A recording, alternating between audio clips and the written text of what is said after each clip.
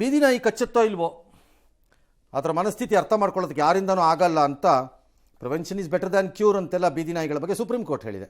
ರಸ್ತೆ ಶಾಲೆ ಇಲ್ಲೆಲ್ಲ ಇರಬಾರ್ದು ನಾಯಿಗಳು ಅಂತ ಒತ್ತಾಡಿದೆ. ರಸ್ತೆ ಶಾಲೆ ಅಲ್ಲ ಸರ್, ಎಲ್ಲೂ ಇರಬಾರ್ದು, ಬೇಕು ಅಂದವ್ರು ಮನೇಲಿ ಇಟ್ಕೊಳ್ಳಿ ಅಂತೇಳಿ ಸುಮ್ಮನೆ ಅದೇನು ದೊಡ್ಡ international matter, border India Pakistan China type ಅಂತ ಡಿಸ್ಕಸ್ ಮಾಡ್ತಾ ಕೂತಿದ್ದೀರಿ ಎಲ್ಲರೂ.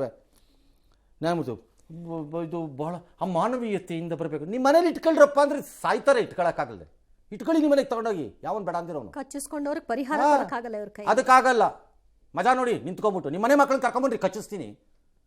ಯಾರ್ಯಾರು ಡಿಫೆಂಡ್ ಮಾಡ್ತಿರೋರು ನಿಮ್ಮ ಮೊಮ್ಮಕ್ಕಳನ್ನ ಕರ್ಕೊಂಬನ್ನಿ, ಇಲ್ಲಿ ಬಿಡ್ತೀನಿ. ಒಂದು 2-3 ಜಾಗ ಇದೆ ನನಗೆ ಗೊತ್ತಿರೋ ಜಾಗದಲ್ಲಿ, ಕಚ್ಚಿಸ್ಬಿಟ್ಟು ಕಳಿಸ್ತೀನಿ. ಪ್ರಾಣಿ ಎಲ್ಲರಿಗೂ ಪ್ರಾಣಿದಿದೆ, ನೀವು ಒಬ್ಬರೇ ಅಲ್ಲ ಇಲ್ಲಿ ದೊಡ್ಡ ಮನುಷ್ಯರು. ಇದಕ್ಕೆ ನಟಿ ರಮ್ಯಾ ಇನ್ಸ್ಟಾಗ್ರಾಮಲ್ಲಿ ಒಂದು ಪೋಸ್ಟ್ ಹಾಕಿ, ಪುರುಷನ ಮನಸ್ಸನ್ನು ಕೂಡ ಯಾರಿಂದನೂ ಅರ್ಥ ಮಾಡಿಕೊಳ್ಳಲಾಗಲ್ಲ, ಅವನು ಯಾವಾಗ ಅತ್ಯಾಚಾರ ಕೊಲೆ ಮಾಡ್ತಾನೋ ಗೊತ್ತಿಲ್ಲ, ಎಲ್ಲ ಪುರುಷನೂ ಜೈಲಿಗೆ ಹಾಕಬೇಕಾ ಅಂತೇನೋ ಸುಪ್ರೀಂ ಕೋರ್ಟ್ ಕೇಳಿದ್ದಾರೆ. ಮೇಡಮ್, ಫಸ್ಟ್ ಆಫ್ ಆಲ್ ಪುರುಷನ ಕಂಪೇರ್ ಮಾಡಿದ್ದೆ ಇವರ ಮೂರ್ಖತನ. ಅದು ನೀವು ಭಾಳ ಬುದ್ಧಿವಂತರು ಇರ್ಬೋದೇನಪ್ಪ, ನನಗೆ ಗೊತ್ತಿಲ್ಲ. ಬೀದಿನಲ್ಲಿ ಅಟ್ಯಾಕ್ ಮಾಡ್ತಿರೋ ನಾಯಿಗಳಲ್ಲಿ ಎಲ್ಲ ಗಂಡು ನಾಯಿಗಳೇ ಅಂತ ನಿಮ್ಗೆ ಏನಾರು ಬಂದು ರಿಸರ್ಚ್ ಮಾಡಿ ಯಾರು ಹೇಳಿದಾನ? ಯಾಕಂದ್ರೆ ಅಲ್ಲಿ ಹೆಣ್ಣಾಯಿ ಇಲ್ವಾ? ಓಕೆ. ಸೊಸೈಟಿನಲ್ಲಿ ಹೆಣ್ಣು ಮಕ್ಕಳು ನೆಕ್ಸ್ಟ್ ಬರುತ್ತೆ ಒಂದು ನ್ಯೂಸು, ಕಣ್ಕಂಡು ಬಿಟ್ಕೊಂಡು ಬಾಯ್ ಬಿಟ್ಕೊಂಡು ನೋಡ್ಕೊಳ್ಳಿ ರಮ್ಯಾ ಅವರು ಆ ನ್ಯೂಸನ್ನು. ಹನಿ ಟ್ರ್ಯಾಪಲ್ಲಿ ಹೆಣ್ಣು ಮಕ್ಕಳು ಇನ್ವಾಲ್ವ್ ಆಗಿಲ್ವಾ? ಹಾಗಾದ್ರೆ ಬ್ಲ್ಯಾಕ್ ಮೇಲಲ್ಲಿ ಇನ್ವಾಲ್ವ್ ಆಗಿಲ್ವಾ? ಹಂಗಾರೆ ಇವತ್ತಿನ ದುರಾಸೆ ಪ್ರಪಂಚದಲ್ಲಿ, ಅದೆಲ್ಲ ಹೊಟ್ಟೋಗಿದೆ, ಎಲ್ಲ ಒಂದೇ. ಸ್ವಲ್ಪ ಪುರುಷಂದು ಜಾಸ್ತಿ ಕೊಬ್ಬು ದಿಮಾಕು ಇದೆ, ಒಪ್ಕೊಳ್ಳೋಣ ಬೇಕಾದ್ರೆ, as compare to women. But ಪುರುಷಂದು ನಾಯಿ ಕಂಪೇರ್ ಮಾಡಿ ಯಾವಾಗ ಗೊತ್ತಾಗಲ್ಲ, ಹೆಣ್ಣಿಗೂ ಗೊತ್ತಾಗತ್ತಾ? ಆ್ಯಕ್ಚುಲಿ ಒರಿಜಿನಲ್ ಇರೋದು ಮೀನಿನ ಹೆಜ್ಜೆ, ಹೆಣ್ಣಿನ ಇದು ಗೊತ್ತಾಗಲ್ಲ ಅಂತಿರೋದು. ಹಂಗಾರೆ ಅದನ್ನು ಹೇಳ್ಬೇಕಂಗಾರೆ ಯಾರು? ಸುಮ್ಮನೆ ನಮಗೂ ಗೊತ್ತು ಅಂತ ಬಿಡ್ತಾ ಇರ್ತೀರಿ. ಎಸ್, ಬಾಂಗ್ಲಾದೇಶದಲ್ಲಿ ಹಿಂದೂಗಳ ಹತ್ಯೆ ದೌರ್ಜನ್ಯ ಎಲ್ಲ ಆಯ್ತಲ್ಲ, ಈಗ ಕ್ರಿಕೆಟ್ಗೆ ಆಯಿತು. ಅವ್ರೆ ನಾವು ಇಂಡಿಯಾಗೆ ಬರಲ್ಲ ಅಂತಂದ್ರೆ ಬರಬೇಡ ಬಿಡ್ರಿ ಅಂತಂದ್ರು ICCನವರು. ಬಿಟ್ಕೊಳ್ಳಿ, ಬರ್ದಿದ್ರೆ ಬರಬೇಡಿ ಅಷ್ಟೇ ಅಂದರು. ಈಗ ಬಾಯಿ ಮುಚ್ಕೊಂಡು ಬರ್ತಾರೋ ಅಥವಾ ಬಂದರೂ ಬಿಡಬಾರ್ದು, ನಾವು ಬಿಡಬಾರ್ದು. ಬಂದರೆ ಕಲ್ಲು ಹೊಡಿಬೇಕು, ಮ್ಯಾಚ್ ನಡೆಯುವಾಗೆಲ್ಲ ಕಲ್ಲು ಹೊಡಿತೀವಿ ಅಂತ ಹೇಳ್ಬೇಕು.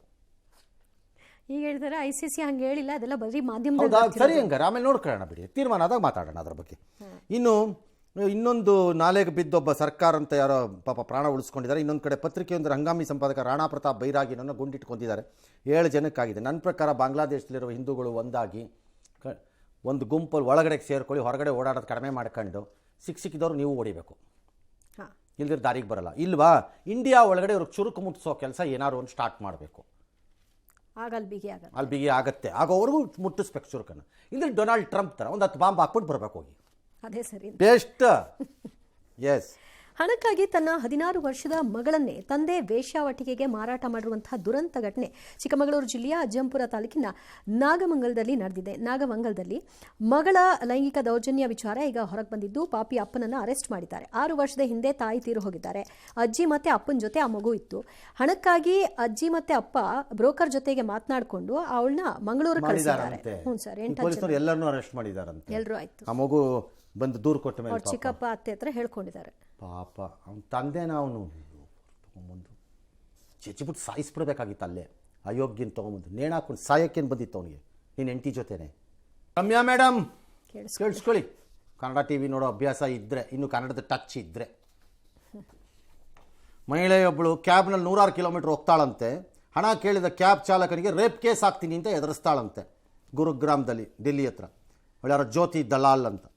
ಪಾಪ ಜಿಯಾವುದ್ದೀನ್ ಅಂತ ಚಾಲಕನ ಹತ್ರ, ಅವನ ಹತ್ರನೇ 700 ರೂಪಾಯಿ ಇಸ್ಕೊಂಡು ಅವನು, ಮೇಡಮ್ ದುಡ್ಡು ಕೊಟ್ಬಿಟ್ಟು ಸಾಕು ನಿಲ್ಲಿಸಿ ಮೇಡಮ್, ನಿಮ್ಮದು ಟ್ರಾವೆಲ್ ನನಗೆ ಆಗ್ತಾ ಇಲ್ಲ ಅಂದಿದ್ದಕ್ಕೆ ನಿನ್ನ ಮೇಲೆ ರೇಪ್ ಕೇಸ್ ಕೊಡ್ತೀನಿ ಅಂತ ಅವನು ಪೊಲೀಸ್ ಸ್ಟೇಷನ್ಗೆ ಹೋಗಿದ್ದಾನೆ.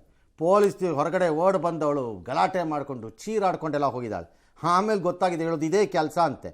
ಪಾಪ ಇನ್ಯಾವುದೋ ಕ್ಯಾಬ್ ಡ್ರೈವರ್ಗೆ ಒಂದು 2,000, ಬ್ಯೂಟಿ ಪಾರ್ಲರ್ಲೆಲ್ಲ ಒಂದು 20,000 ಹಿಂಗೆಲ್ಲ ಮಾಡಿದಾಳಂತೆ. 29 ಪೊಲೀಸ್ 29 ಸೆಕ್ಟರ್ 29ನವರು ಈಗ ಕೇಸ್ ಹಾಕೊಂಡಿದ್ದಾರಂತೆ.